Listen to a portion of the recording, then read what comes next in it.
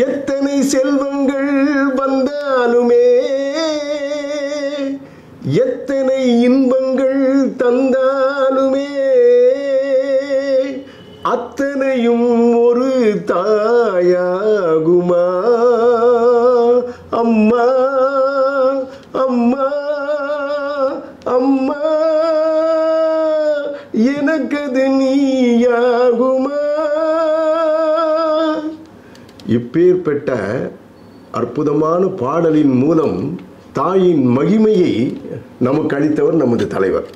தாயை தெய்வமாக வணங்கியவர்கள் அவரது பக்தர்கள்.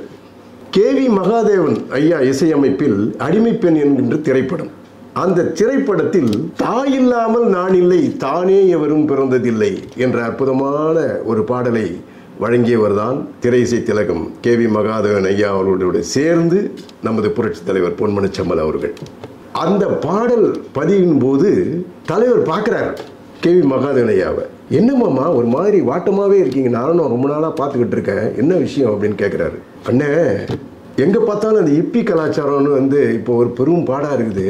அதில் எப்படியோ என் மகன் போய் மாட்டிக்கிட்டு எங்கே போனானே தெரியல, சொல்லாமல் கொள்ளாமல் போயிட்டானே, வீட்டில் நிம்மதி கிடையாது, என் மனைவியும் படுத்த படுக்கை ஆகிட்டா, எப்படி ஆறுதல் சொல்கிறதுன்னு என்னால் முடியல. இப்போ நீங்கள் கேட்டீங்க அண்ணங்கிட்ட, வேறு வழி இல்லாமல் சொல்லிட்டேன்.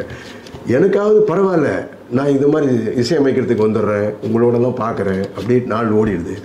வீட்டுக்கு ஏண்டா போகிறோன்னு இருக்குதுல்ல, போனோடனே மகன் ஒரே அரட்டிக்கிட்டு இருக்கா, அவளை தேட்டுறதுக்கு ஆள் இல்லாமல் பரிதவிச்சுக்கிட்டு இருக்கிறேன்னு அப்படின்னு சொல்லி புலம்பி தள்ளிட்டாரு திரை இசை திலகம் கேவி மகாதேவன் ஐயா அவர்கள். தலைவரால் பொறுக்க முடியுமா? ஒரு தாயினுடைய தவிப்பை போக்கியே தானே தீர்வார் அவர். ஒரு ஆலோசனை சொல்கிறேன்னு சொல்லி வாலி அண்ணனை கூட்டிகிட்டு போங்க, எங்கே காஞ்சி மகா பெரியவா போய் தரிசனம் பண்ணுங்க, கூட அந்நியாரையும் கூட்டிகிட்டு போங்க. நிச்சயமாக உங்கள் மகன் அவரோட அருளாசியால் திரும்ப வந்துடுவான். உடனடியாக அதை செய்யுங்க, வாலி அண்ணன் நாளைக்கே வீட்டுக்கு வருவார் அப்படின்னு சொல்லி நம்ம தலைவர் சொல்கிறார். மறுநாள் வாலி அண்ணனும் அந்நியாரும் திரை இசை திலகம் கேவி மகாதேவன் ஐயா அவர்களும் மகா பெரியவா சேனம்பாக்கத்தில் இருந்தால் தெரிஞ்சுக்கிட்டு நேராக அங்கே போய் சாஷ்டாங்கமாக காலில் விழுந்து அழ ஆரம்பிச்சிட்டாங்க. என் மகன் எங்கேயோ போயிட்டான், எங்கே இருக்கான், என்ன பண்ணிக்கிட்டு இருக்கான்னு தெரியல, உங்களை நம்பி நாங்கள் வந்தோம், எம்ஜிஆர் அண்ணன் சொல்லி அனுப்புனாரு அப்படின்னு சொல்லி கதறினாங்க. பெரியவா அந்நியாரை ஒரு தீட்சண்யமான ஒரு பார்வையை பார்த்தாரு. பார்த்துட்டு குங்கும பிரசாதத்தை எடுத்து அந்நியார் கையில் கொடுத்துட்டு ஒன்றுமே சொல்லாமல் நேராக ரூமுக்கு போயிட்டார். மகா பெரியவா ஒரு தீட்சண்யமான பார்வையை பார்த்தார் இல்லையா, அந்த பார்வை ஒன்றே போதும், எனக்கு பதில் கிடச்சிருச்சு, கண்டிப்பாக நம்ம புள்ள வீட்டுக்கு வந்து சேர்ந்துருவான், வாங்க நம்ம வீட்டுக்கு போகலாம் அப்படின்னு 3 பேரும் நேராக வீட்டுக்கு வராங்க. வீட்டை நெருங்கும்போது நள்ளிரவு கிட்ட வந்துடுச்சு. வீட்டுக்கிட்ட பார்த்தா ஒரு உருவ நிழல் அப்படியே தெரியுது. கிழிஞ்சு போன ஒரு அங்கி போட்டுக்கிட்டு தலையெல்லாம் ஒரு கலைஞ்ச கோலத்தில் இப்பி கோலத்தில் நிற்குது.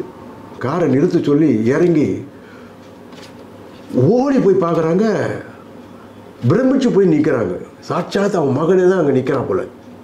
உடனே கட்டி பிடிச்சிக்கிட்டு, ஏண்டா குழந்தை இப்படி பண்ணிட்டேன், எங்களை பரிதவிக்க வச்சுட்டு போயிட்டியாடா, இது நியாயமாடா வயசான காலத்தில் அப்படின்னு சொல்லும்போது, சரிடா இப்போ இப்படிடா வந்தேன் அப்படின்னு கேட்கும்போது, அம்மா எனக்கே புரியலம்மா, இன்னைக்கு காலையிலேருந்து என் உள்ளுக்குள்ள உள் மனசில் குழந்தை உனக்கு இந்த சவகாசம் கூடாது, நேரடியாக வீட்டுக்கு போகிற, அம்மா அப்பாவை பார்த்துக்கிற, அவங்கள மகிழ்ச்சியாக வச்சுக்கிற, கிளம்பு அப்படின்னு சொல்லி திரும்ப திரும்ப திரும்ப திரும்ப அந்த குரல் ஒலிச்சிக்கிட்டே இருந்ததுமா.